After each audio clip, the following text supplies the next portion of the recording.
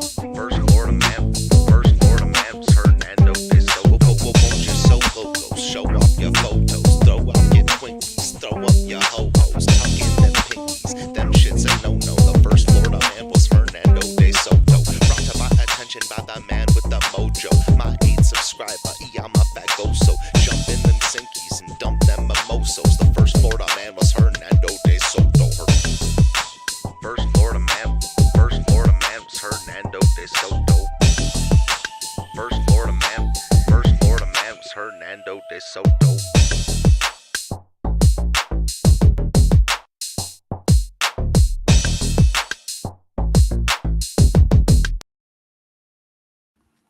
Hi, everybody.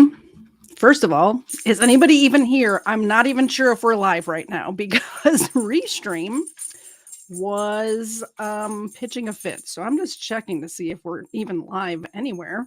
Let me know in the chat if you can see me or hear me or anything like that. Let's see. Man, Restream was giving me fits today. It says we're live and it says there's 7 whole people here. So yes, there are people here. We are live. Holy cannoli, that was a headache. Such a headache. Something's wrong with Restream, guys. I don't know if you've heard about this. Kafar texted me earlier today when he was trying to go live and said there was an issue. And I thought to myself, oh, maybe he just doesn't know what he's doing. You know, they did an update, yada, yada. Turns out Restream is having issues. I guess it's working now.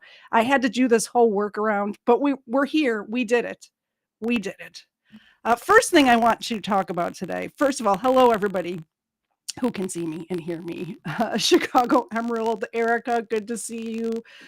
We Need Peace. And Christo's here. Good to see you, Christo Parson. Also, it's always a pleasure. Chicago Emerald sent me some treats for the dogs, which I left in the other room. So while a video's playing, I'm going to go get those and see if they approve of them. Do you guys remember Derek Judd? I had him on a couple of times, at least once on my channel, once on his channel, but I think we streamed it to both. But his online name is Cowboy Criminology. I got his book. He sent me a copy of his book. How awesome is that? I read the very beginning of it, like just the prologue so far. You know, I can't read, but it's really good so far. I highly suggest. Let me get that link for you guys. Let's put the link in the chat if you want a good book to read. Definitely pick that up. And he's a friend of the show. You can get it on Amazon. Oh, I'm not sharing the screen. Everything's messed up today. Everything's messed up. Yeah, so you can pick this up over on Amazon. $15 for the paperback. That's the one that I have. You can get it on Kindle for $10, or if you want the hardcover, it's $30. But it's very good, and he's a pretty smart guy. He's going into law school, or he started law school already, I think. So he's been busy, but we're going to get him back on the show for sure. So I didn't have time to prepare my Crimeland show like I normally do, but I had this, what we're going to talk about today, kind of in my back pocket, just waiting for an opportunity to share it with you guys. Have you guys heard of Wade Wilson out of Cape Coral, Florida? Have you heard of this guy? He's creepy. He's crazy and creepy. That's who we're going to talk about today. I have a couple of news articles, or I have one news article pulled up, and then we're going to watch the closing arguments from his case. And then obviously he got convicted. You know, we cover solved crimes here. So he got convicted. So we're going to also watch the, the sentencing. So, Wade Wilson case, Florida killer brutally strangled and murdered Christine Melton and Diane Ruiz. Yes, the Deadpool killer. Exactly. Parson knows. Wait till you see this guy. Wait till you see him. So on the morning of October 7, 2019, 2 Cape Coral, Florida women were brutally murdered. Christine Melton, age 35, was strangled to death as she slept in her bed. Hours later, Diane Ruiz, age 43, was strangled, beaten, and pushed out of a car and then run over repeatedly. This dude's nuts. 5 years later, Wilson went on trial for the murders. A Lee County jury found him guilty. On June 12, 2024, recommended the death penalty. Yeah, this is the dude. Look at him. Look at him.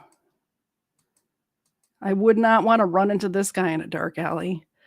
So a little bit of story. I'm just going to tell you from my brain because I didn't really write it down. But so this guy goes out to a bar in Cape Coral, Florida, where they're playing like live music, and he runs into these people, and he's socializing with these people he didn't know before that night, and they end up inviting him back to this one dude's house. And there's some girls there too. One of them is Christine Milton, and they do some cocaine, they party a little bit, then the dude whose house it was kicks them all out, and him, another girl, and Christine Milton go back to Christine Milton's place. Well, in the morning, the other girl that was there says, "Look, I got to go to work in a few hours. I got to go home and get ready and go, I have to continue with my life. So I'm leaving." Christine didn't feel uncomfortable leaving this guy here, or like leaving the guy at her house. He didn't have all the face tattoos at the time, guys. So I'd be like, why would you let this guy stay in your, like, why would you invite this guy over, first of all? But he looked like a normal person, and he was kind of handsome. They were, canoodling, whatever. And so he stayed at the house, ended up killing her and stealing her car. So he stole the car, then calls his other friend whose car he had a car that he was not able to drive. It was a stick shift, and he couldn't drive a stick shift. So he strangled the girl, stole her car. Then he ended up going past a school and seeing this Miss Ruiz just like on the side of the road, asked, "Hey, where's the school?" And she says, "Oh, I'm headed there right now. I can show you where it is," and gets into his car. She gets into the car, and he ends up killing her too. He ends up calling his dad saying, "Hey, I messed up. I killed these two people. They're never coming back." And like, look at this woman just minding her own business, trying to have a good night out. And then this one was just going to get her kids from school or take her. Yeah. Like, just mind doing their own thing, living their own lives. And he comes across this guy and he ends up killing them. Anyway, let's get into the actual case. Oh, then when he was in jail, I forgot. I want to show this part too. Share this tab instead. Yes, please. So he tried to escape while he was in prison. So let's get to that, and then we'll get to the actual trial. The man accused of murdering 2 women in Cape Coral just tried to escape from jail, but Wade Wilson didn't get too far. Thanks for watching NBC2. I'm Peter Bush. And I'm Kelly Burns. Wilson is accused of 2 brutal murders in Cape Coral almost a year ago to the day. Police say Wilson went on a drug-fueled killing spree, murdering 2 women in 48 hours. Christine Melton on the left and Diane Ruiz closest to me. Tonight, Wilson, along with his cellmate Joseph Katz, are in even more trouble. Reports say they tried to smash through a window and break out of jail. NBC2's Ashley Dyer is live at the jail right now on Ortez Avenue, showing us how deputies caught the pair. Wade Wilson is accused of viciously murdering Ruiz and Melton last October. Less than a year later, he faces new charges. Deputies say last night, Wilson tried to break out of the jail through a window. Last night, Wade Wilson, who faces 2 first-degree murder charges. You can see he looked kind of like a normal dude at first. Like before all these, like when he shows up in court, he's got all these face tattoos. Person knows, he's seen him, but he kind of looked like a normal dude. So I could see why she invited him back to her house. Like I said, they were canoodling, and he ended up spending the night. She ended up dead. But if he had the face tattoos ahead of time, I'd be like, girl, what are you doing letting him stay at your house? What are you doing letting him know where you even live? Like what's happening? Yeah, he is. And his cellmate, Joseph Katz, tried to pull a get-out-of-jail-free card. The window in particular in question, they started to remove some of the weather stripping, okay, and they started to work on that window with a couple of bolts. You can see the damage in the bottom right corner. This just proves that he's not a good person. Lee County Sheriff Carmine Marcino says the men plan to use a window as their escape route. The sheriff calling it a failed attempt from the start. There was no way to get through that window physically, even if it was open, okay? Furthermore, we have a series of layers after that that they would have to penetrate to get out, and that's not happening. The attempt to flee his prison cell comes almost 1 year exactly after Melton and Ruiz were found dead. Diane's boyfriend can vividly remember. October 7th was the day he killed her and she became missing. So I'm not looking forward to that day. Ruiz was found dead in a field in northwest Cape Coral. Melton found dead inside of her home. She was a funny girl, you know. She was always happy. She was just super nice. Yeah, she was a good girl. Debbie McCabe lived right next to Christine. Christine was a really, really quiet person. And I could hear beer bottles hitting the garbage. And was home the night she was murdered. I didn't see him. I heard him. After Christine was killed, Debbie installed an alarm system. I just can't imagine him being out again. They scared me. As family and friends continue to grieve the loss of Melton and Ruiz, they're relieved to know Wade Wilson will be sleeping right where he woke up, behind bars. He should be locked away for the rest of his life. In addition to the 2 first-degree murder charges that Wilson faces, he and Katz now also face attempt to escape a prison and criminal mischief charges. I'm live in Lee County, Ashley Dyer, NBC2. You know, some places in the world don't give you extra charges for trying to escape. I don't know how I feel about that, but he did try to escape. The thing that I found interesting is the person that he called that ended up turning him in was his dad, his biological father. He had been adopted as a child. He was born to teenage parents and was put up for adoption. And from all accounts, had a very loving home. But as a teenager, he contacted his biological parents and formed a relationship with his biological dad, who was only like 15 or 17 years older than him. And that biological dad's the one that turned him in. He told him, yeah, I'll come and get you, meet me at this diner, and I'll come and pick you up. And instead of going to pick him up at the diner, he called the police and said, yeah, the dude you're looking for is at this diner right now. Here's what he looks like. So that's how he ended up getting caught. So let's get into the closing arguments, because they go over pretty much in detail what happened in this crime. And this is what he looked like when he showed up to court. And it was very big, I guess, on TikTok. I'm not really a TikTok person, although I do, when I make shorts, I'll put them up over there, but I don't really hang out on TikTok. But he was apparently very big on TikTok because dumb women thought he was handsome. I don't get it. It's just crazy to me to know that he did this to 2 women, just out of the blue, by the way. He was like a petty criminal before that, but just out of the blue turned violent towards these women. And there's these idiots online praising him and sending him like love letters in jail and stuff. It's just insane to me. Let's get into it. And I'm going to go to the other room and get those treats that Chicago Emerald sent for the pups. Joe. This case was about killing for the sake of killing. He told detectives,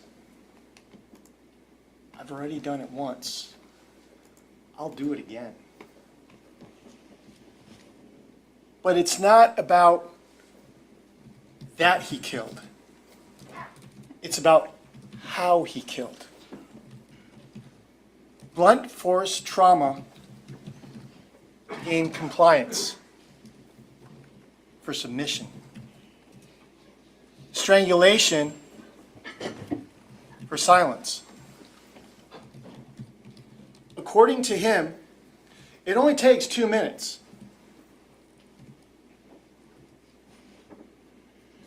He doesn't get scratched. He doesn't get hurt.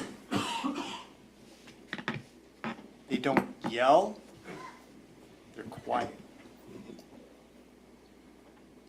They can't get away even if they wanted to. He's too strong. Those are the people he goes after. On the 7th of October of 2019, he went after Christine Melton. He went after Melissa Montanez. Okay, quick break. because Chicago Emerald did send these treats for the pups, so I want to give them one. Of course, if you support the channel in any way, we will give them the mini milk bones. But for right now, we're giving them these Blue Buffalo True Chews. Very nice. Fancy treat. They're not used to getting the fancy treats. So they're going to like this for sure. Thank you very much. Ooh, they're getting crumbs all over the place. There's one for you. And Zena's nose is going crazy. There you go. Gone in one bite. Just inhaled them. Thank you so much, Chicago Emerald. I almost used your real name. I appreciate that. And he went after Diane Ruiz. Only one survived that day. Only one. Why? Because there was too many people around. But if you remember what he said, he'd have killed her too if given a chance. Now, what I expect the court to do is give you a series of instructions. What we need to prove to you that he did everything that we've charged him with. We've charged Mr. Wilson with first-degree premeditated murder.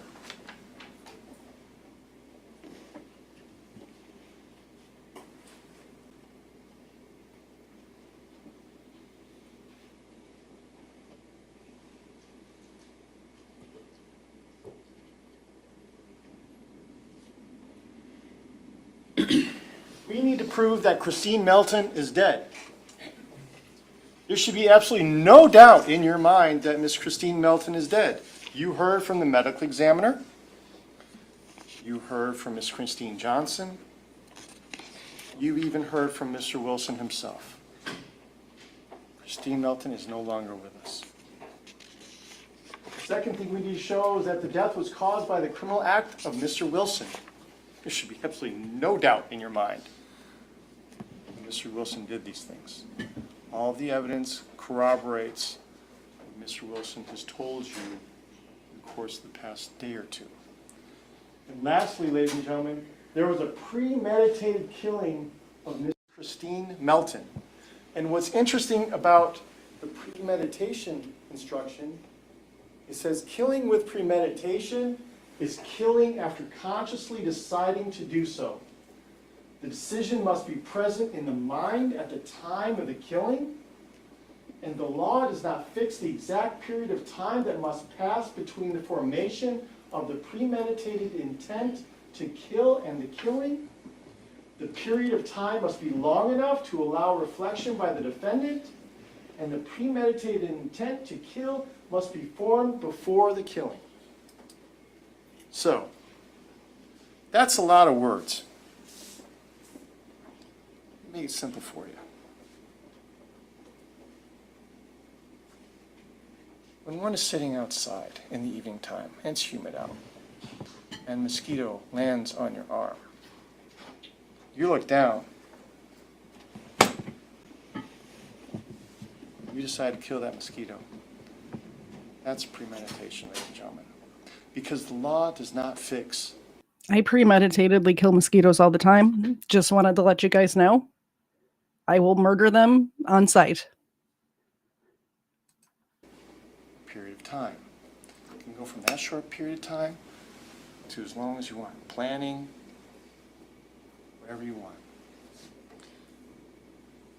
But when we're talking about premeditation as it relates to Miss Melton, ladies and gentlemen, it's also going to apply to Mr. Ruiz.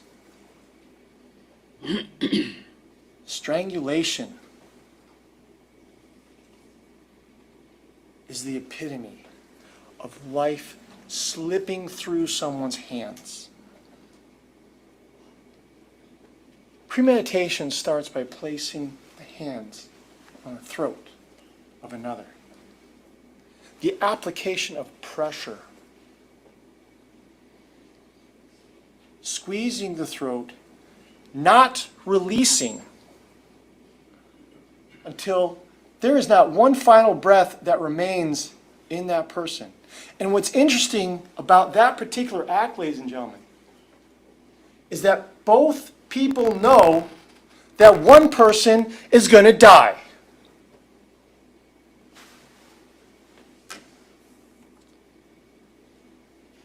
So when Mr. Wilson decided to go ahead and inflict blunt force trauma upon Miss Melton, you heard about it.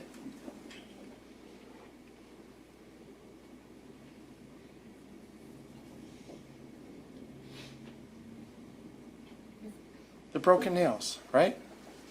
She was a fighter. She knew what was happening. We also know what? The lungs, the colon, the bladder. What else? The liver. You heard about the brain swelling from Dr. Coyne? She was alive when all that happened. Couldn't happen after she was strangled. And then what do we also know? We also have the compression of the neck. 2 marks. The deep hemorrhages that Dr. Hernandez talked to you about. Dr. Coyne and Dr. Hernandez told you that was all consistent with asphyxiation. It's another term for strangling someone, ladies and gentlemen. That is premeditation. That, ladies and gentlemen, is first-degree murder. Well, what do we know happened next? Well,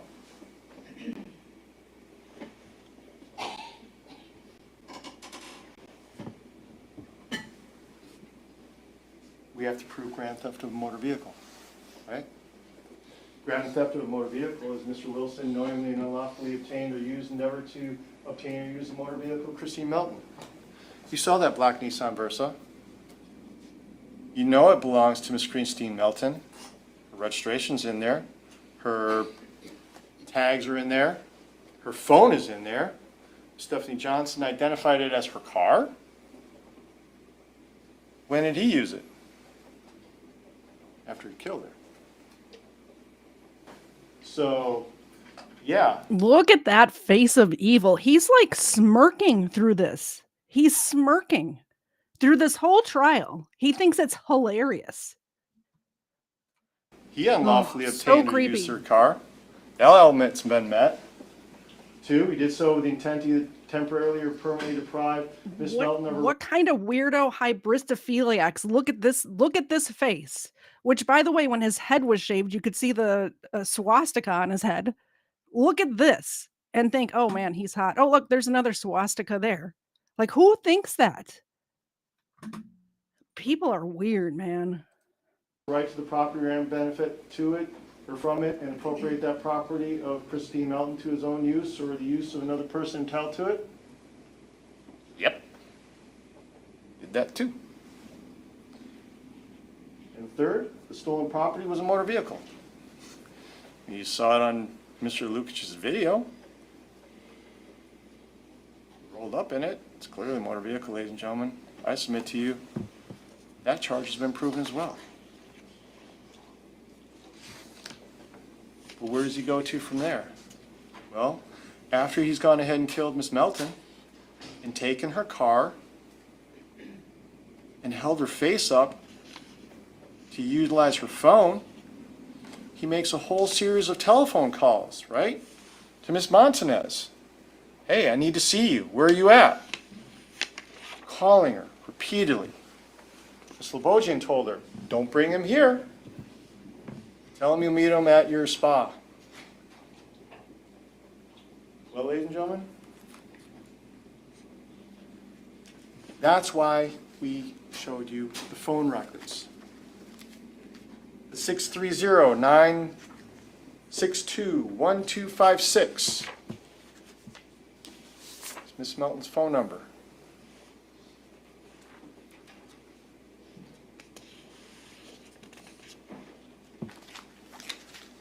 We also have Miss Montanez's phone number at 239-333-2666. 5924.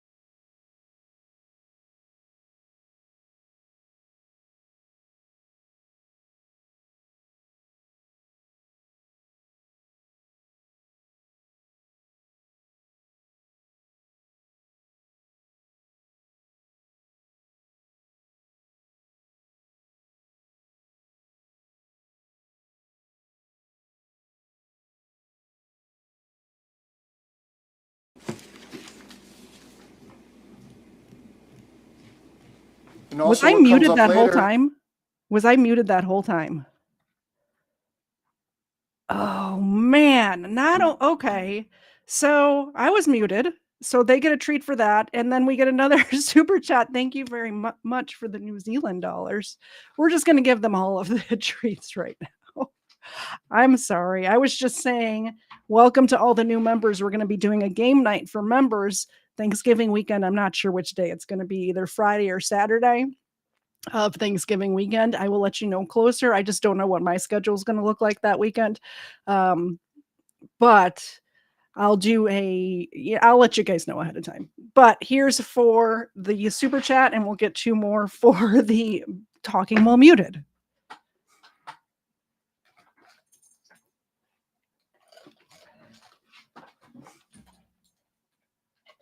Okay. They each got 2.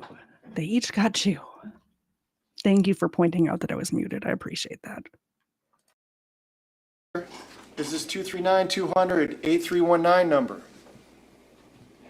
The reason why these phone numbers are important, ladies and gentlemen, is because when you look at the phone records of Miss Montanez, okay, on page 1 of 6,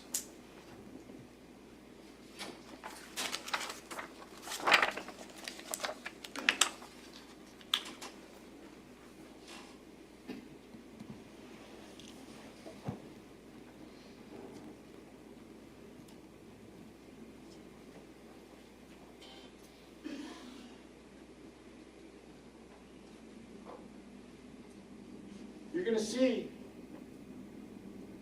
200 numbers. You're going to see the 333-5924. You're going to see 333-5924. I wish this guy would stop walking away from the mic. Doesn't he know that we're trying to watch this? You're going to see Ms. Ruiz's phone number in Ms. Montanez's phone records. There is no reason why Ms. Melton, let alone Ms. Ruiz's phone, should be in Ms. Montanez's phone records. The only reason... Mr. Zed's very happy I have a mute button. I don't. He's out of town for Marine Corps birthday, but I'm almost positive he's happy he has a mute button for me. Why we showed By you the that, way, any other Marines in the chat? Happy birthday, guys and girls, I guess. But happy birthday to the Marine Corps. That's it. Dave's out of town this year, so I don't have to make a cake, but usually I make a cake on November 10th every year. was to corroborate what was happening that morning. He was utilizing Miss Melton's phone to contact Miss Montanez. And not only that, ladies and gentlemen, is when he couldn't use Miss Melton's phone any longer, he got a hold of Miss Ruiz's phone. That's when her number starts popping up on Miss Montanez's phone records. It corroborates what Miss Montanez was telling you. He is calling and he is repeatedly trying to get a hold of her.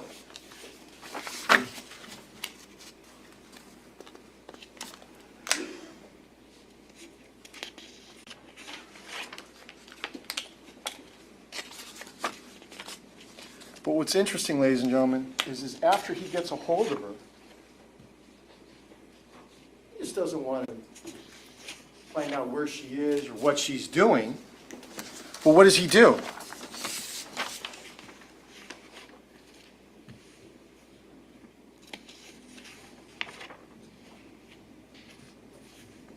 Tries to pull her into Miss Melton's car. He almost runs her over by getting out, attacking her, trying to pull her clothes off of her. This is the girl, by the way, whose car he had that he couldn't drive. She had like a Hellcat or something that was a stick shift, and he couldn't drive it. The person whose house they went to, it was a gentleman whose house they went to after the bar closed, and they were doing coke at, says that he tried to drive this car away, and he just kept revving. You know how it sounds when somebody can't drive a stick shift. By the way, why can't you drive a stick shift? That's something everybody should learn. Just for emergency purposes, like when I don't know. Anyway, the first car I actually bought a stick shift car before I knew how to drive it, but I learned real quick how to drive it. The person whose house they were at testified that he was making so much noise trying to get this car to go that he ended up moving the car down the street, like away from the front of his house, for him to figure it out down the road a little bit. Keep in mind, he didn't know these people before that night. He met them at the bar. Beats her repeatedly. She's chased up the stairs. He held her up against a wall with her throat. He punches her in the face until blood spatters all over the place. You saw the photograph of Miss Montanez. You heard the testimony of Miss Montanez. You heard the testimony of Miss Slobodian. You heard the testimony of Miss Williamson. You also heard the testimony of Miss Griffin. There should be absolutely no doubt in your mind that he committed an attack or a battery upon Miss Montanez. And the only thing I need to show for a battery is that he actually intentionally touched or struck Melissa Montanez against her will. There is no way that she consented to that. Absolutely it was against her will. What was she doing? She was screaming. He was threatening. Fortunately for Miss Montanez, she survived. But if given the chance, she'd have been dead. But there's too many people. At least that's what he told us.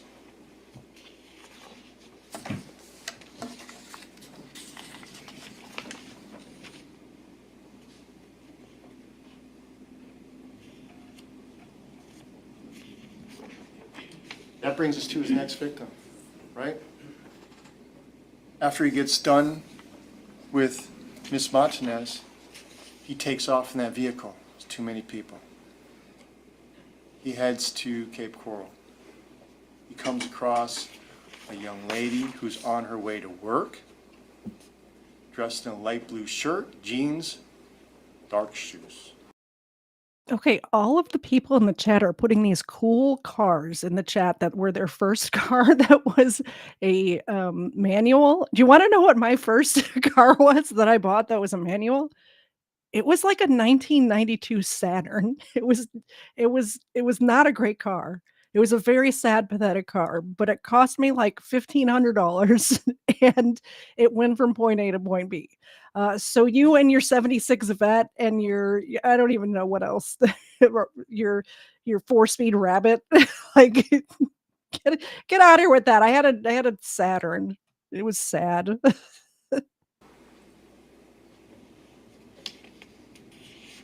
Lures her to the car by feigning to ask for directions.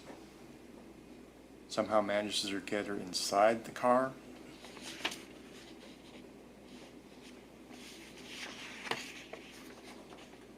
He breaks her nose. He breaks her thyroid and neck cartilage. He also runs her over repeatedly. Why? Because after he had choked her, he claims that she somehow was still alive because she also was a fighter, ladies and gentlemen. She had multiple rib fractures. Dr. Coyne told you there was no way left unattended that she would have been able to survive. And he ensured that that was going to happen, that she did not survive. Why? Because he's the one who placed her on that empty lot, under those shrubs, under that tree, to make sure that no one would find her. Luckily, when law enforcement was looking up in the sky and just happened to be in the area and they saw that single vulture that was circling, that's what led them to finding Miss Ruiz. And how was she identified, ladies and gentlemen? Jeez. She was decomposed after only a couple days of being out there. Insect activity, animal activity, weather.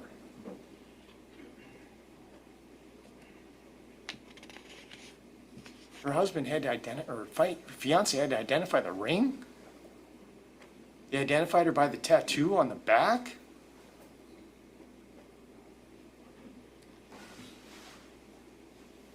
Diana Ruiz is dead. Death was caused by Mr. Wade Wilson. And there was a premeditated killing of Diana Ruiz. Once again, ladies and gentlemen, strangulation, placing the hands around someone's neck,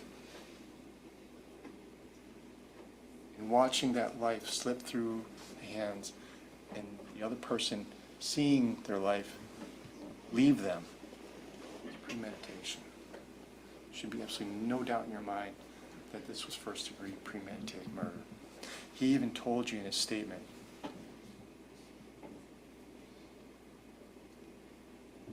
she was scared. She wanted to be dropped off. And if you listen real closely to his statement, he also said he knew he wasn't going to drop her off, he was going to kill her.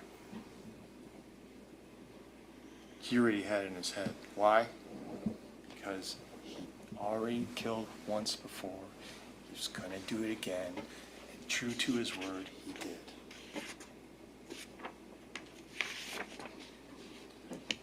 So, ladies and gentlemen, I submit to you, we've established first-degree premeditated murder with Diana Ruiz.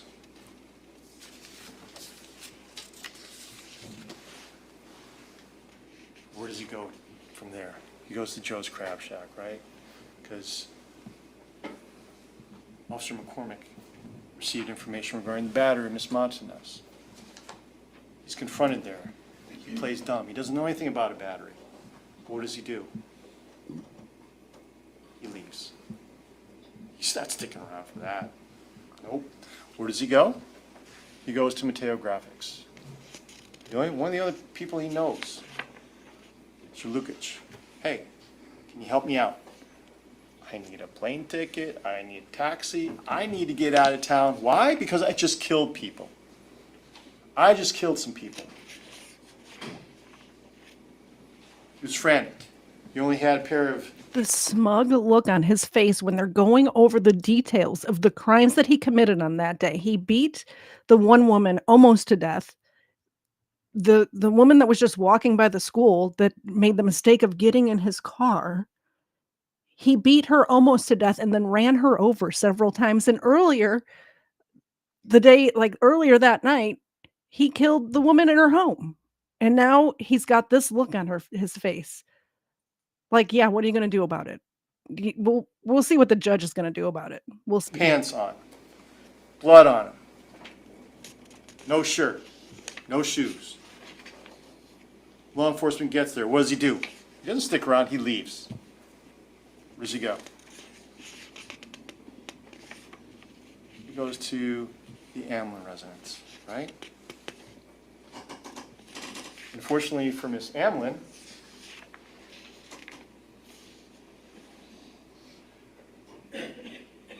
she'd left with her husband back to Columbus, Ohio. And he's decided that he needs to do something, right? What does he do? He enters the structure owned or by or in the possession of Fanny Amlin. We know that. How do we know? You saw the broken window, you saw the screen removed, right? Remember that he did not look like that on the day that these murders happened. He did not have all of the face tattoos. He still had those evil eyes, those evil dead eyes. He still had those, but he did not have all the face tattoos with the Nazi stuff on him. He didn't have all of that at that time. Gets in, he gains entry. At the time of the entering structure, he had the intent to commit a theft in that structure. Of course he did. He helped himself to some food, he helped himself to some drink, there was different clothes that were laid out. He needed to figure out what he's gonna do. What does he do? Contacts his dad. Hey, can you help me out? I need to get out of here. Can you send me an Uber? I need your help. Dad's conflicted. Dad, fortunately enough, does the right thing. He contacts law enforcement and he contacts Mr. Wilson and encourages him to give the address and location of where he is. But while Mr. Wilson is in there, like I said, he commits petty theft. Because he knowingly and lawfully obtained or used or endeavored to obtain or use the property of Fanny Amlin. You saw the White Claw, seltzers. You saw the various food that was laying there. You saw the clothing that was laid out. You saw the backpack. He did so with the intent or easery permanently to deprive Fanny Amlin of her right to property or any benefit from it, or appropriate the property of Fanny Amlin to on his own use or the use of any other person not entitled to it. He didn't have permission to be in there. He didn't have permission to utilize any of the items that were in there, and he didn't have any permission to do anything inside that residence, let alone endeavor to use it, obtain it, deprive Ms. Amlin of it. Nothing. So, ladies and gentlemen, we submit to you, we've established burglary. We've also established theft.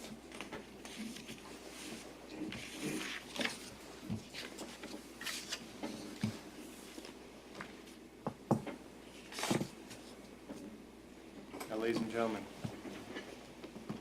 over the past 2 days, you've seen and heard a lot, okay? What we're asking you to do is to take all of that and put it together. We submit to you that you should only come up with one conclusion and one verdict in this particular case. Because, ladies and gentlemen,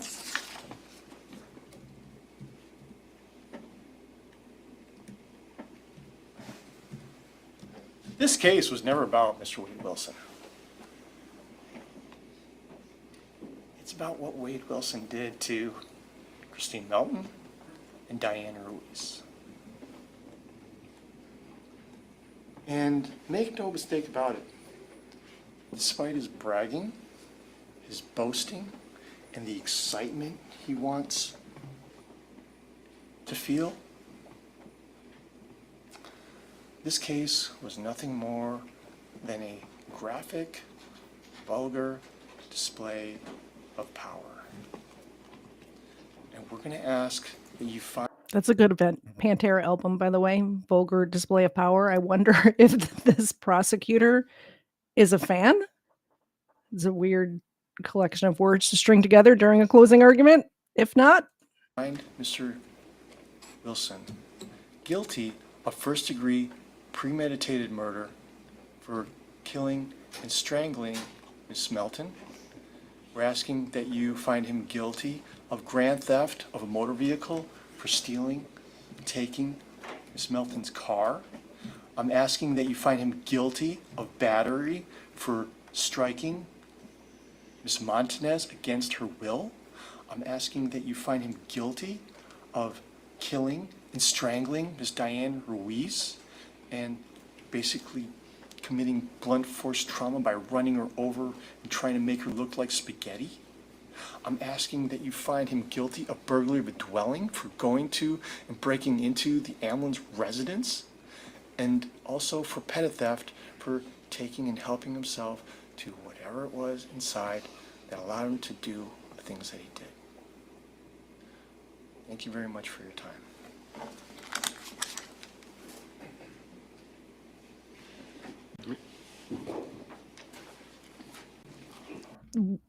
There's so much evidence against this guy the defense is about to do their closing, they got nothing. They're like, just watch. It's crazy what little the defense comes up with to try to defend this guy from all of these things that he obviously did. He confessed to his father that he did these things. He left evidence all over Cape Coral, Florida, that he did these things. Yes, sir.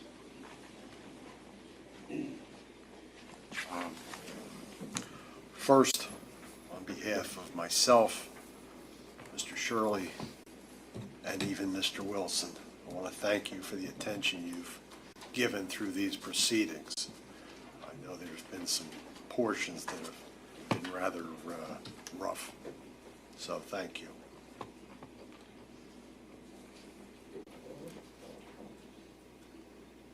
I want to get up here and I want to argue about premeditation. I mean, we're not arguing whether these ladies are dead. We're not arguing, but the premeditation. He's not arguing anything. He's just arguing that he did it because he was high and drunk. This is his argument. Don't put him to death or send him to prison for the rest of his life because he did drugs and he was drunk when he did these things. That's not an excuse. That's not an excuse at all. First off, let's go through the timeline. He and Jason Shepard meet Miss Melton and Amy Slobodian, I think her name was, at the Buddha. He goes home, leaves Melissa Montanez, his girlfriend, there, takes her car, and apparently Jason drove them back to Miss Melton's house.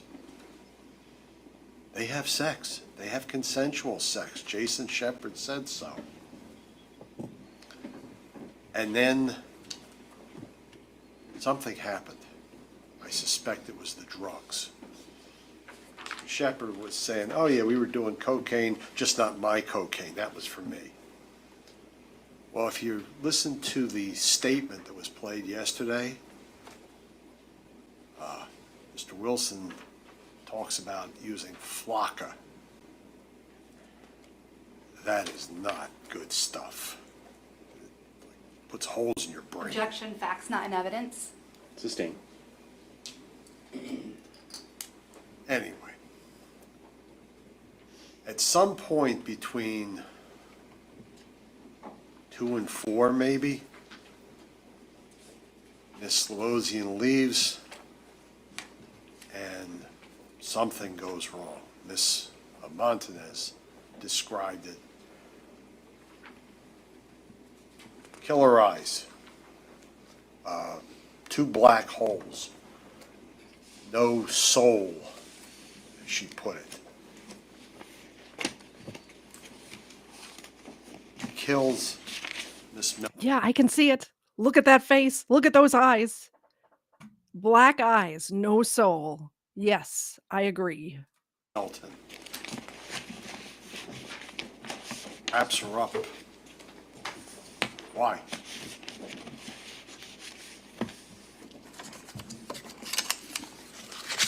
Rather than premeditation, I would submit to you that the judge is going to give you an instruction on second-degree murder.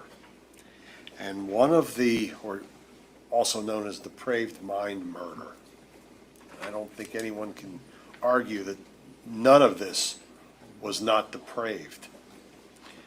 But in order to commit second-degree murder, there must be an unlawful killing by an act imminently dangerous to another, no one's arguing that, demonstrating a depraved mind without regard for human life. An act includes a series of related actions arising from and performed pursuant to a single design or purpose. An act is, quote, imminently dangerous to another and demonstrating a depraved mind, end quote, if it is an act or series of acts that a person of ordinary judgment would know is reasonably certain to kill or do serious bodily injury to another, no question about that, is done from ill will, hatred, spite, or an evil intent, and is of such a nature that the act itself indicates an indifference to human life. Whatever he was doing, nobody's arguing was not depraved.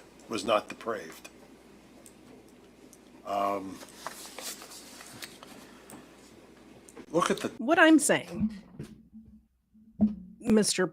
Defense Attorney, is that if he could get high and drunk and kill 2 people, almost 3, he does not need to be out on the streets in society with me.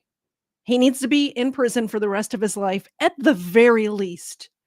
I think we should punish him to death. That's my opinion. But no matter what, he did these things, and you arguing that, oh, well, it's because he was on the cocaine and the flakka, and he was drinking the White Claws. Yeah, if that puts him in a state where he's murdering women, lock him up forever, where he can't do that anymore. timeline. Miss Melton was murdered sometime between 2 and 4, maybe, when Miss Slobodian left. She had to go to work. Then there's the incident about 7:30, 8 o'clock with Miss Montanez.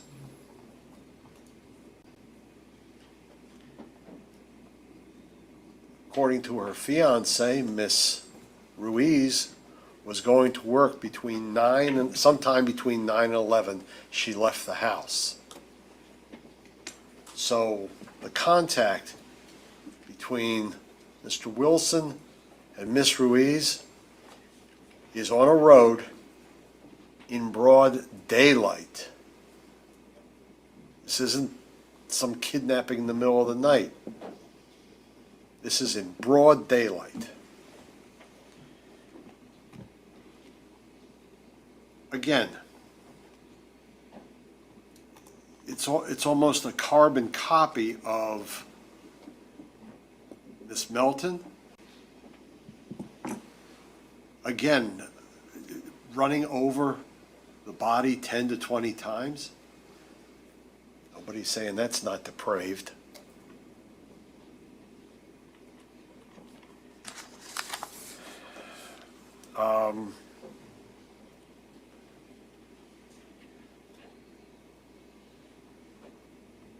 We're not arguing he didn't do it. There's solid evidence that he is responsible for those 2 deaths and the battery of Miss Montanez. But Miss Montanez's testimony, you need to think about that, whether this was premeditated in term. I mean, Miss Melton had sex with him. He could have just gotten up and left or stayed with her. Instead, he murders her. That's not clear thinking, shall we say. I'm not arguing insanity. I'm just arguing that the state's claiming premeditation, and I'm saying he's whacked out. He's just out of his mind for any of this. The only other point I'd like to make is the burglary. Okay. Burglary of the Amlin house. The second element. At the time of entering, not after you're inside, at the time of entering the structure, Wade Wilson had the intent to commit theft in that structure. No, he was hiding from the police. Remember, this was after the incident with Officer McCormick. He helped himself to the food. I'm not claiming he didn't commit petty theft, but reason he went into the house is because he was hiding out from the cops. So I don't believe you had a felony, you had a burglary, the judge is going to, Still a burglary, whether he was in there to steal stuff or hide out from the cops. He's still broke into somebody's house. And while he was there, he stole stuff. So there's that. advise you about a lesser charge of trespass.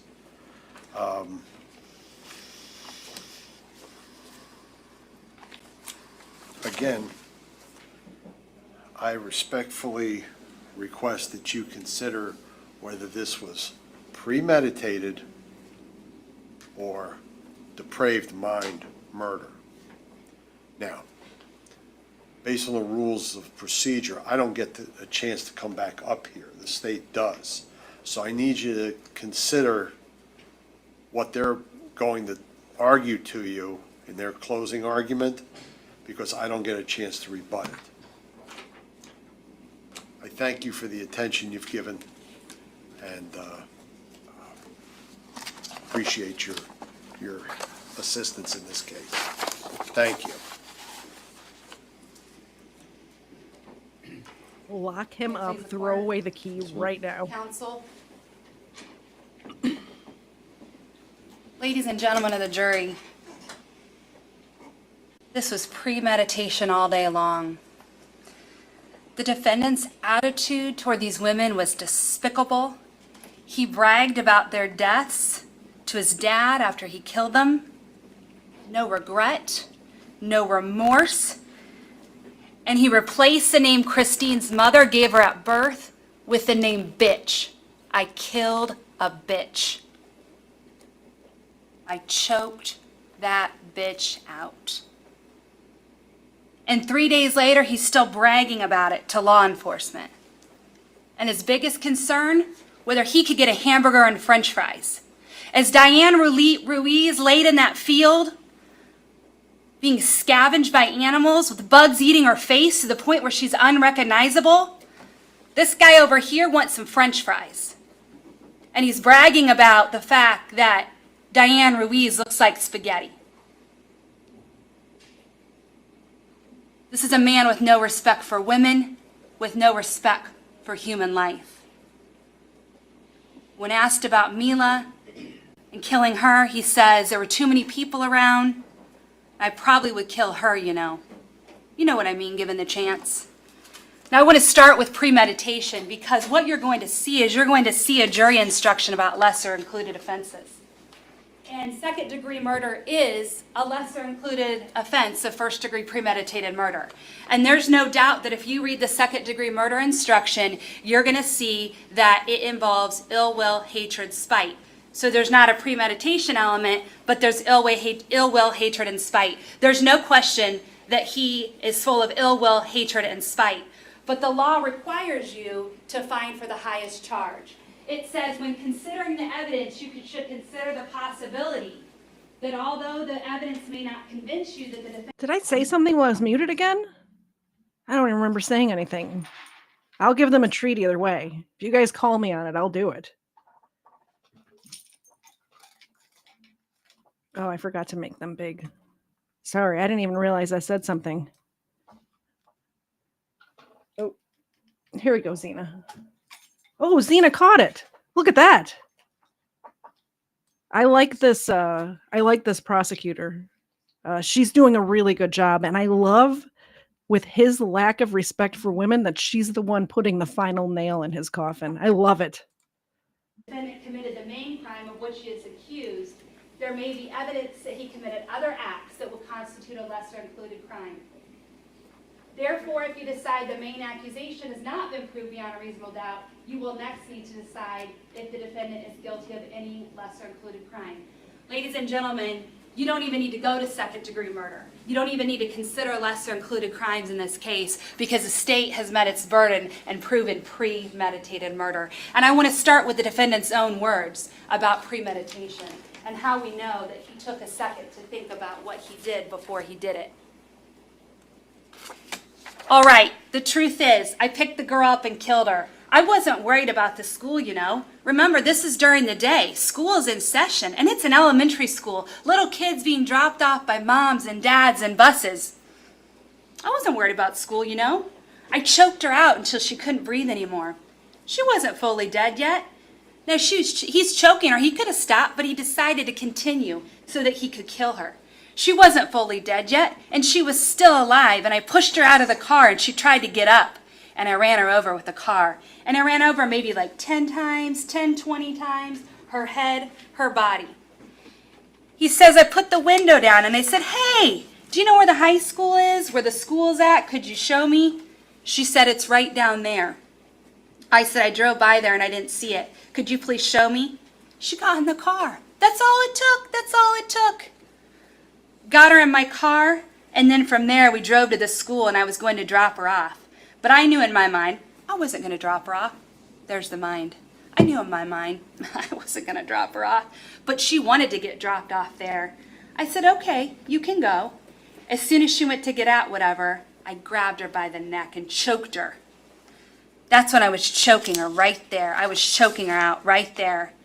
She came back to life 3 or 4 times. I mean, she was a fighter for sure, I'll give her that. When I pushed her out, she fell out still alive, trying to get up. I backed up and just ran and hit her, ran and hit her, ran and hit her until she was not moving anymore. That's not premeditated murder, ladies and gentlemen. I don't know what is. And after Christine Melton, when he picked up Diane Ruiz, he told the detectives, I was like, you know what? I've already done it once. I'm going to do it again. It came across my mind to murder, just kill, kill, kill. He talks about I could get sex with her, and then I was going to kill her. This is going to sound weird, I'm just really horny. So I was looking for an easy piece of pussy and saw her walking and she was strolling or whatever early in the morning. So I was like, whatever, I'll give it a shot. When I give it a shot, it usually is 9 times out of 10 works for me. And it did, you know. Fuck it, I should kill her. He says, she did not need a ride afterwards, which is why I started choking her, because she was going to get out of the car. She said, drop me off here at school. I could tell she was getting scared. I saw the fear, and I think the fear triggered me to just kill her. It was going in a weird direction. I could tell things were off because she wanted to be pulled over, and she really wanted to get out of the car bad at this point. And I could tell she was getting, I can sense you, fear. I'm like a fucking lion, and you're the prey, and I can sense it.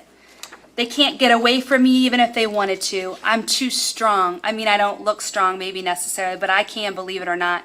I'm not trying to be mean. I can take either one of you guys down. And this is what he's telling detectives as he's locked up in the Lee County Jail, confessing and bragging to the detectives about these murders that he committed. Not only do you have his own words, all the evidence shows premeditation. Remember when he told his father about murdering Christine, he says, she's just sleeping there. They had had sex. Remember, this is 6 in the morning. Stephanie Johnson has already left. He sees her asleep after a night of going out, having a good time. And he says, I decided I was going to kill her, and I got on top of her. Again, ladies and gentlemen, this is classic premeditation. And there doesn't need to be any length of time. It can be just a short swapping at a mosquito. Defense also alluded that, oh, you know, there's drugs and alcohol, and he was on these drugs. That's what he says. But nowhere in the packet of jury instructions are you going to hear or are you going to read when you take those jury instructions back with you that drugs or alcohol is a defense to murder or a defense to premeditation. Stephanie Johnson went out drinking the night of October 6th. She went to work the next day. Jason Shepard went out drinking that night and he did a line or two of cocaine and he went to work the next day. And Wade Wilson went out drinking. He did a line or two of cocaine and he killed 2, almost 3 women the next day. Using drugs or alcohol as an excuse for injury or death to anyone is insulting. And you'll find nowhere that the law allows that as an excuse. Think about how he was acting. He's at Mateo's Graphics. Why is he there? He's not just out of his mind talking nonsense. Now, our witness, Mr. Lukic, thought he was out of his mind because he's saying he killed 2 women. That seems pretty crazy. He doesn't think that that's probably true. He did, in fact, know it was true. But he's there to get out of town. He's there for a plane ticket or a bus ticket. This is someone who knows exactly what he did.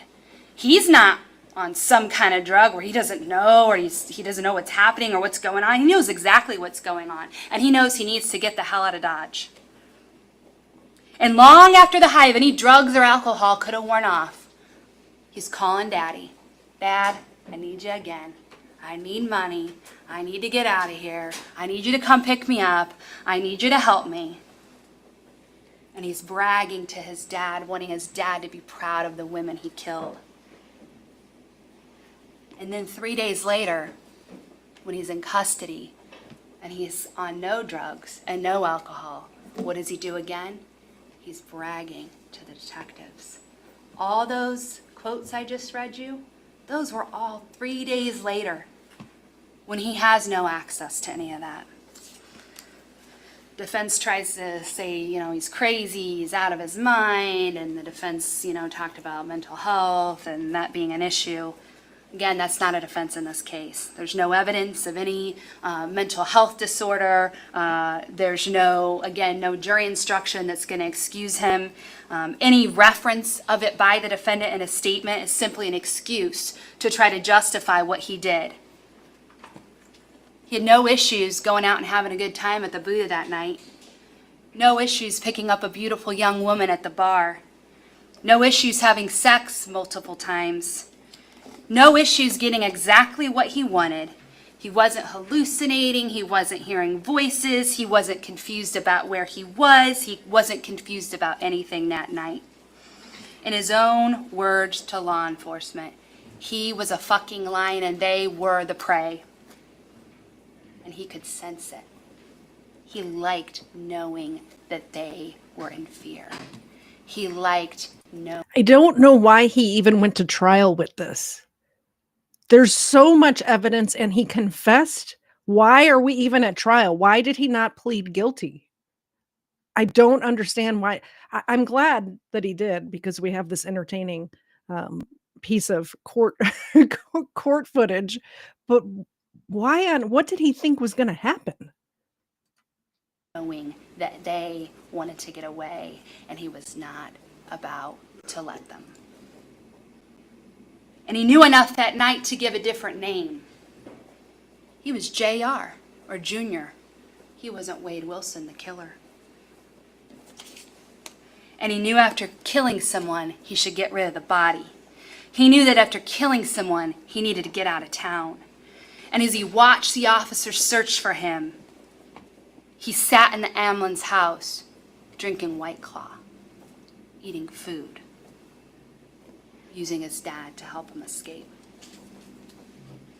As humans, there's a desire to make sense of it all, to watch the news and come to some understanding of why, to have answers to suffering, and to look for some explanation, to look for a motive to explain why people do what they do.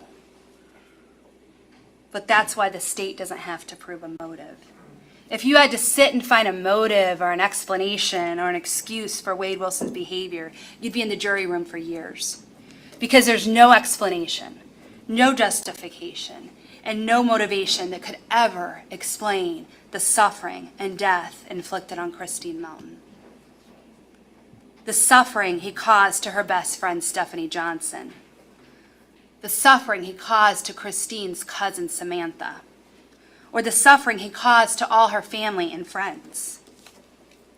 There's no explanation and no justification and no motivation that could ever explain the suffering he caused to Diane Ruiz. The suffering he caused to her fiancé, Scott. The suffering he caused to her son, Brandon. The suffering he caused to the rest of Diane Ruiz's family and friends. And there's no justification for the fear and the pain and the injuries he inflicted on Mila Montanez. And any explanation he may have given to law enforcement creates no justification. The This defendant is guilty as charged, and we ask that you convict him of all of the crimes the state has alleged. Thank you.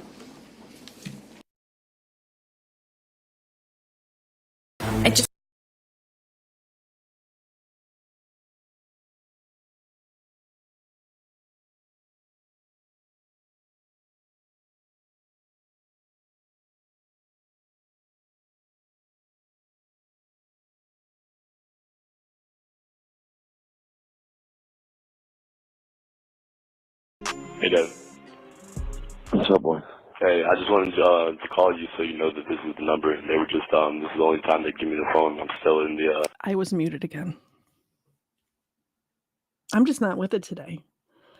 This is the jail phone call that Erica was talking about. There's several of them. You can find them online, but this is the one where he confesses to his dad.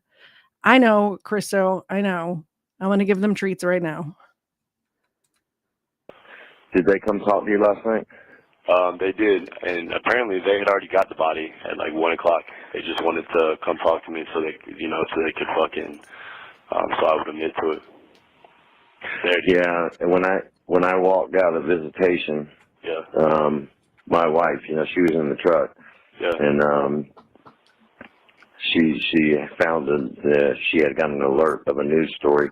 They said they had found her at like 1:30, and they didn't announce it, I guess, until 6 o'clock or whatever. But they still haven't come out and identified her. Oh, really? They haven't? They said no. They said that they couldn't identify her. They needed the medical examiner to do it. You're kidding me. Holy shit. Nope. Yeah. Was it that bad, son? It was that bad, Dad. I mean, I ran over her with a fucking car 100 times, I mean, it was, that's the part that made it bad right there. It wasn't bad until that happened, and then it got bad. Listen, I know the calls are recorded and all that, but I was sitting here working and I was thinking about it. Yeah. And it's really bothering me, but this is what I just don't understand. Like, why to that extreme? You know what I'm saying? Like, what happened to make it to that extreme, son? I don't know. Well, what are you angry with, dude? What are you angry about? You know what I'm saying? What are you fucking angry about? Especially with women. Like, what are you angry at women for? I don't know. I'm not sure. I don't know either, dude. It bothers me. I need to figure it out. I do. You do need to figure it out. I know. But, I just don't. Did you stab that first girl? Did I stab her? No. You choked her? Yeah, just choked her, yeah. That's it. Okay. So the blood you had all over you was from the second girl? It might have been, yeah. Either that or it was my own blood, because I had climbed a couple of fences and stuff like that, and I had got blood. I had cut myself. But I don't know if this Tommy guy, is he the guy that's from the Keys? Yeah, he is. Why? Yeah, he was on the news. He was on the news last night just saying, that you were a monster. And, he talked about me on the news? It was that big? Yeah, and he compared you to Ted Bundy. You're kidding me, bro. No, because Ted Bundy's a good-looking kid, and he was charming, and the women liked him. And that was also Mila's ex, her ex. That's what he said, or the news said, or whatever. But listen, Kelly's come out and wrote Channel 4 or something, and did this big story with them about what you had done to her, and if something would have happened, to you then, that you wouldn't have been able to do this to these girls, which I guess is true, But I sent her a message, dude, and I said, listen, this isn't your time. This time right here is for these women who they were still looking for the second one. I said, stop trying to hog the media. You know what I mean? That's what she's trying to do too. She's trying to get all the time for herself. She's trying to get the attention, and I said to her, I said, you need to stop, because they're still looking for this other woman, and this is not your time for that. So I can't believe she told her contact. Yeah. Did Mila say anything or no? She hasn't said anything. I mean, the news report that she helped lead them to you, and that they said something about your father and all that. So yeah. Okay. What do you I don't know. They about my father, about you? Yeah. They said one of the stories said that when the marshals came to the house, that when you answered the phone, you just said, I'll come out. I just want to talk to my dad or my father or whatever. So, which I mean, I don't. Listen. I don't care. Wade, I'm sorry, dude. Yeah, I know that. Okay. I love you. This shit is tearing me up. Okay. I can't even tell you how much this is tearing me. But I feel like I told you yesterday, I feel like I worried what was coming. Yeah. So they're not going to be. They're definitely not going to be sympathetic to me, especially since it took a medical examiner to fucking identify the second girl.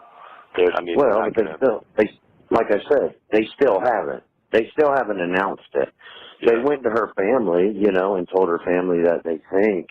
Yeah. They said that the body has similar characteristics of. She was a bartender at the Moose Lodge. So, what did you stop to give her a ride? Yeah. Yeah. She got in the fucking car with you? Yeah. Oh, fuck. Yeah, and that was it. Yeah. So they said the body had similar characteristics. Don't get into the car with strangers, people. I don't know who needs to hear this, but obviously somebody still does. Don't get into the car with strangers. What are you doing? So what? They said that the body had similar characteristics of, the lady that was missing from the Moose Lodge or walking down the street.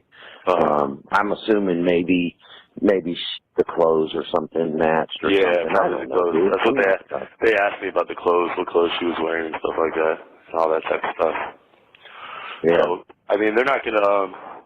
You think they're not gonna give me like the death penalty or anything, are they? Wade, listen. I can't answer that. I'm not going to tell you yes or no. I don't know if it's a capital crime. I think it has to be like premeditated capital crime or something. But I'm not sure, son. I wouldn't mind that, to be honest with you. Okay, well, listen. All you can do. Your first step was you did the right thing by being honest. Okay. Second step is you have to work on yourself a little bit and figure out what it is that triggers you like that. We know it's drugs. Yeah, for sure. Okay? Definitely. Yeah. We know it's drugs, number one, but number two, why is it always women? Why are you so mad with women? I don't know, because I don't know. You got to work that out, son. Is it your biological mom? You feel like she abandoned you, or No, I don't think it's anything to do with it. I don't think it's anything. I think it's like a power thing or something. I don't know. I do too, and that's what I think. I think it's a control thing. Yeah, it is. I think it's a control thing, and you know what? You just admitting that is a big step. Yeah. Because at least you can own that a little bit. That doesn't change what happened. You didn't hear from Mila, did you? I didn't. No, I sent it when I got in the truck. I think she changed her phone number, man. She changed it. Maybe. I'm sure she probably would have because she's probably getting all kind of calls and shit, Oh, for sure. Definitely. I don't know. Yeah. I don't know. But, and the other problem is, she's the victim of one of your charges, so I don't know that legally you should be calling her. Yeah, probably not, but the worst they can do is give me a fucking misdemeanor charge. I don't really care. Well, I'm just saying, on her end, she's probably not going to answer it because there's probably like a no contact order or something. Why on earth? You beat her within an inch of, you almost killed her. Why would she answer the phone for you? Why does he even want to get in touch with her? Why would she? Oh, man. He's upset that this girl won't answer the phone for him, who he beat almost to death, and said in his police interview 3 days later, as we heard in the closing arguments just now, that he would have killed her if there weren't so many people around. Why would she answer the phone for you? Probably. You know what I mean? Yeah, so on her end, she's probably not going to answer the damn phone. Probably not. So Probably right, man. So are you at work right now? Yeah. Okay. I just took a break to talk to you, but no, I was just listening. I was just saying, I can't fucking sleep, dude. I can't fucking eat. I'm just I'm so fucked up. It's okay. I mean, it's your fault, but it is what it is. I'm just saying, I just have so many questions in my mind. Like, I try to think, like, could I maybe have done something a little different, maybe, to try to, you know, I don't know. I just feel bad for the whole situation. I feel horrible for these innocent girls. I feel bad for, you know, I feel bad that you're 25 years old. By the way, it's horrible that this man is blaming himself for his son's actions. It is not his fault. It does not matter. It does not matter. It is not this man's fault. It's the dude you're looking at on the screen right now. That's who did it. That's who's to blame. It's not the women's fault for getting in the car or any of that. It's not the dad's fault if he could have done something different. You know, you should not blame yourself for stupid stuff your kids do, especially if you did your best to raise them right. Old dude, you know, there's so much life for you.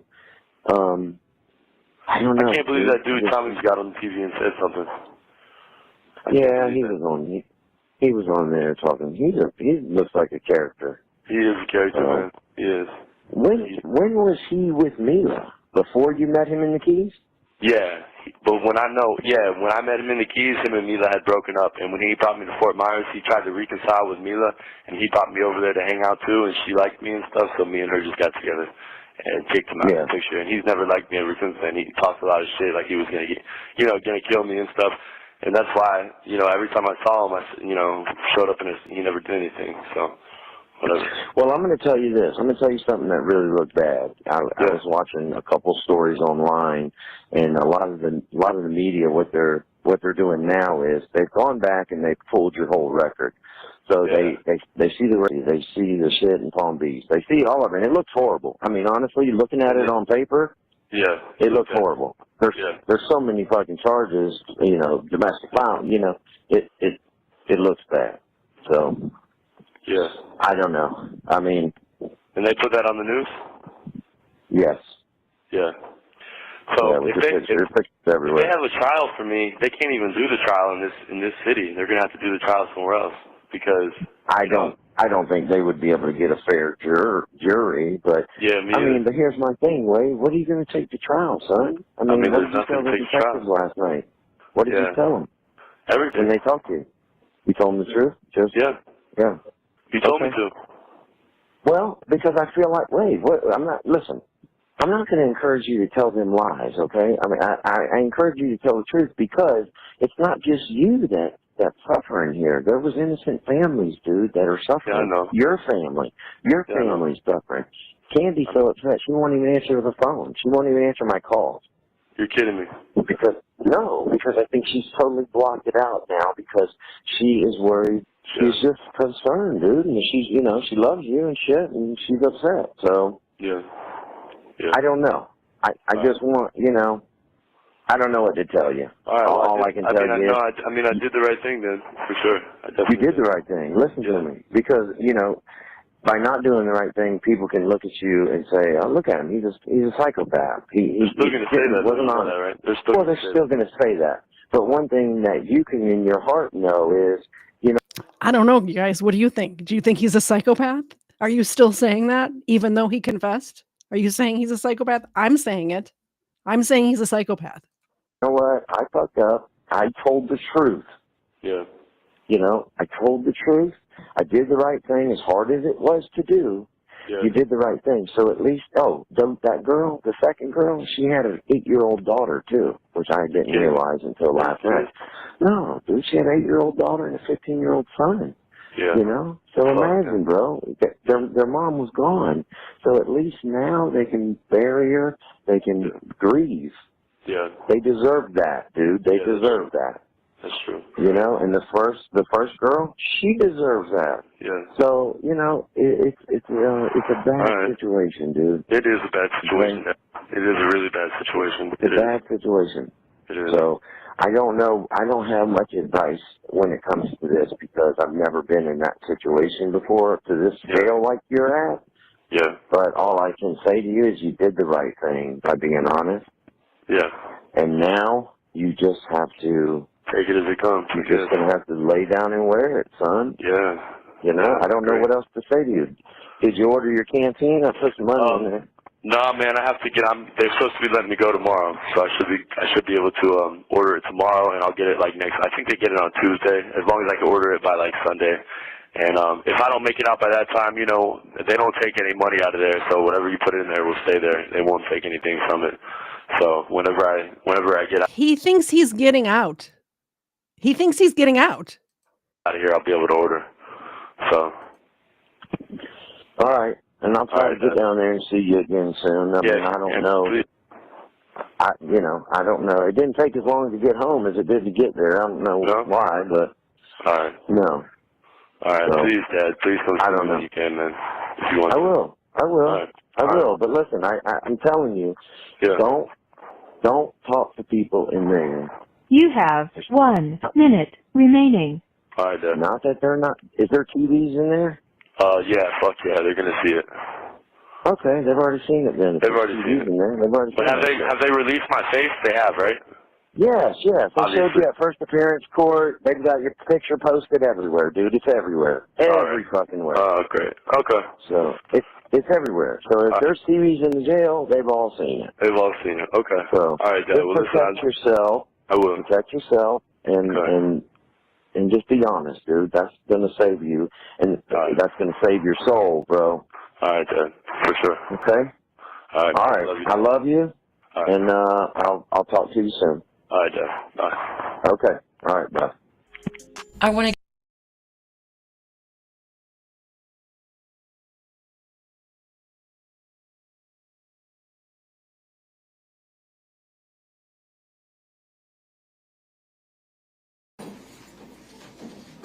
All right, let the record reflect that State's President, Defense Counsel, and the defendant are all present. We're here for sentencing. Was there anything else that the court needed to? This is the sentencing, and Drunken Smurf is letting me know he thinks he's getting out of solitary into general pop. So I was mistaken there. You see how easy it is to say you were mistaken when you're mistaken? Yes, I know I was muted. I'll give the dogs a treat right now. Address prior to sentencing. No.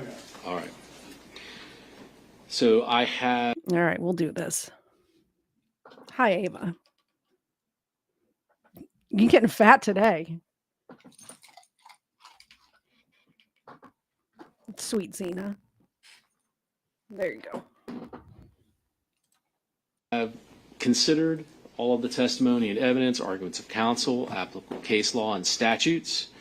I have prepared a written sentencing order, which I'll file contemporaneously with the pronouncement of the sentence here today. I also have copies for the state and defense, which I'll hand out once I conclude. So in the state of Florida versus Wade Stephen Wilson, case number 19 CF 568, the court will read aloud the portion of the sentencing order related to the sentencing circumstances and proportionality. In evaluating the aggravating and mitigating factors, the court does not engage in a mere counting procedure, but instead makes a reasoned judgment based on the totality of the circumstances. In reaching this decision, the court is mindful that because death is a unique punishment in its finality, its application is reserved only for those cases where the most aggravating and least mitigating circumstances exist. The law never requires the imposition of a death sentence. In this case, the totality of the circumstances indicates the defendant, with premeditation, beat and strangled Christine Melton in her home before stealing her vehicle and driving to meet his girlfriend, Melissa Montanez. After Montanez refused to get into the car with him, the defendant battered her in broad daylight. The defendant told law enforcement, when Ms. Montanez managed to flee from the defendant, he fled the scene and drove back to Cape Coral, where he decided that he would murder another person. He saw Diane Ruiz walking to work and pulled over, pretending to ask for directions. She got into the car to provide directions, but the defendant strangled her when she tried to exit. He then drove to an empty lot, strangling her into unconsciousness at least one additional time on the way there. When she tried to flee from the car, he drove over her at least one time, inflicting mortal injuries to her spine, ribs, and neck. The evidence showed that both murders were heinous, atrocious, and cruel, and that the second murder was cold, calculated, and premeditated. The defendant inflicted serious physical and emotional pain to the victims. Moreover, the defendant committed the murders while on probation for prior felony convictions, and he committed 2 first-degree murders contemporaneously with each other and with grand theft of a motor vehicle, battery, and burglary of a dwelling. There were no statutory mitigating circumstances that were established, but the court considered the non-statutory mitigating circumstances presented by the defendant. Out of 13 enumerated non-statutory mitigating factors, the court found that 10 had been established. Out of those established, 6 were given little weight. The totality of the mitigating circumstances indicates that the defendant suffers from drug use from a young age, along with undiagnosed and untreated mental health issues of some kind. He felt abandoned by his biological parents, but had a devoted adoptive family who raised him in a supportive and loving environment. Defendant did not resist law enforcement when arrested and confessed fully to both murders. The court has further considered giving great weight to the advisory verdict of the jury, who recommended that the death penalty be imposed by a vote of 9-3 on count 1 for the murder of Christine Melton and a vote of 10-2 on count 4 for the murder of Diane Ruiz. The court recognizes that there is no mathematical formula for considering the aggravating and mitigating factors. It is not enough to weigh the number of aggravators against the number of mitigators. The court carefully considered the nature and quality of each aggravator and mitigator. Having reviewed all of the aggravating factors proven beyond a reasonable doubt and all of the mitigating circumstances reasonably established by the evidence, the court finds that the aggravating factors greatly outweigh mitigating circumstances. Given the facts of the case, nothing in defendant's background or mental state would suggest that a death sentence is inappropriate. This court's review of other reported capital cases has led the court to conclude that the death penalty is not disproportionate in this case. Under the totality of the circumstances and evidence, the court finds no basis to override the jury's verdict. The totality of the circumstances warrants that the defendant, Wade Stephen Wilson, be sentenced to death for each count of first-degree murder. Accordingly, it is ordered and adjudged that the defendant, Wade Stephen Wilson, be sentenced as follows. Count 1, first-degree murder of Christine Melton. The defendant is hereby sentenced to death. Count 2, grand theft of a motor vehicle. The defendant is sentenced to 5 years imprisonment in the Florida Department of Corrections. Count 3, battery. The defendant is hereby sentenced to 364 days in the Lee County Jail. Count 4, first-degree murder of Diane Ruiz. The defendant is hereby sentenced to death. Count 5, the burglary of a dwelling. The defendant is hereby sentenced to 15 years imprisonment in the Florida Department of Corrections. Count 6, petty theft. The defendant is hereby sentenced to 364 days in Lee County Jail. The defendant is given credit for all time served on this case on all counts. All counts are to run concurrent with each other, meaning at the same time. All statutorily mandated fines, fees, and costs as announced on the record are imposed, and the defendant is committed to the custody of the Department of Corrections for execution of this sentence as provided by law. The defendant is hereby notified that these convictions and sentences are subject to automatic review by the Florida Supreme Court. If he cannot afford an attorney to represent him in any appeal, the court will appoint one for him. Are there any other matters to present to the court? Briefly, Judge, the state would be seeking $17,500 cost of prosecution. I'm sorry, how much? $17,500, Judge. All right. Any objection? No, sir. All right. That will be imposed then. Any other terms or conditions? Absolutely, Judge. We just want to make sure that Mr. Wilson has absolutely no contact with the victim's family in this particular. There'll be no contact ordered with any of the victim's family members and anything else. No, Your Honor. Thank you. All right. Judge, I understand he has other cases pending here and elsewhere. Mr. Wilson asked me to ask the court within whatever authority you have to get him to death row as soon as possible.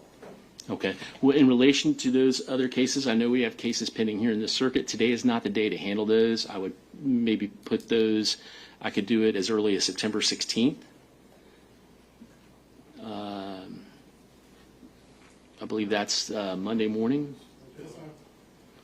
That's as Malcolm's case, Judge. Yes, Your Honor. Malcolm got one from Mr. Wade Wilson. September 16th would be fine, but Okay. Well, I think it'd be more appropriate to handle that at a different time. So let's do that September 16th then at 9 a.m. for the other cases, which are case numbers.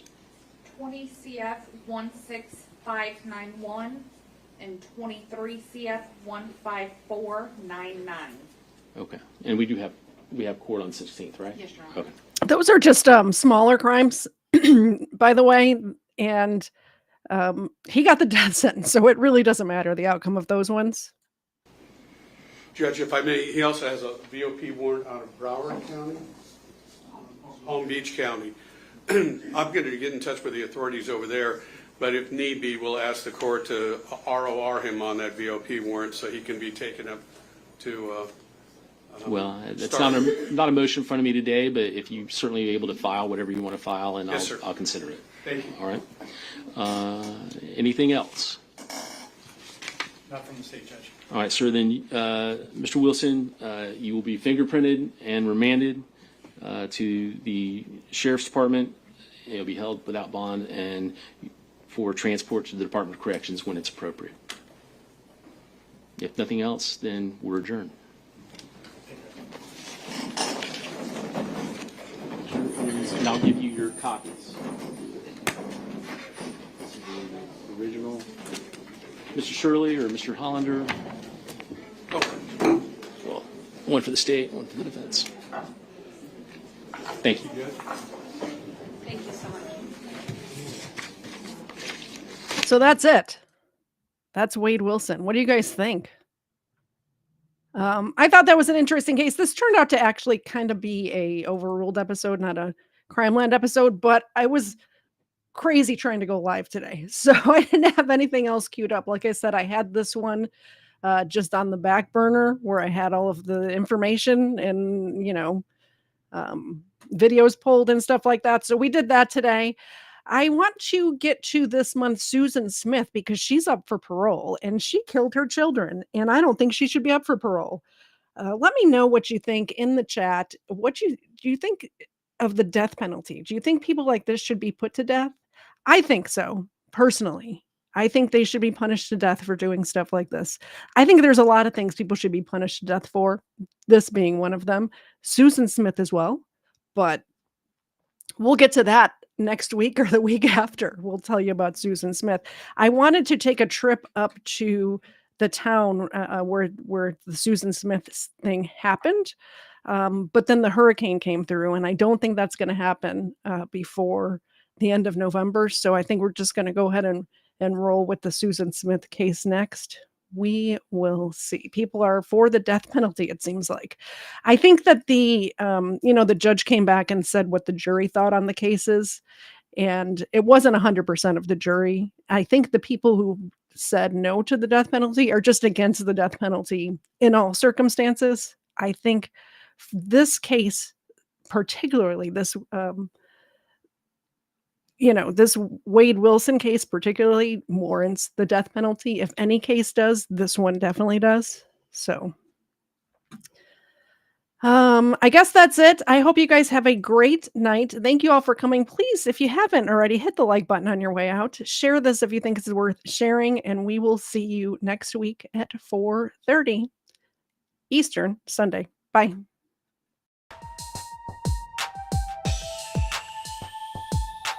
First Florida man was Hernando de Soto.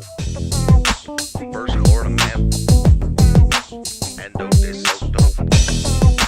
First Florida man was Hernando de Soto. Won't you so loco? Show off your photos, throw out your Twinkies, throw up your ho-hos, tuck in them pinkies. Them shits ain't no-no. The first Florida man was Hernando de Soto. Brought to my attention by the man with the mojo. My 8 subscriber, I'm a fagoso. Jump in them Sinkies and dump them mimosos. The first Florida man was Hernando de Soto. First Florida man was Hernando de Soto. First Florida man was Hernando de Soto.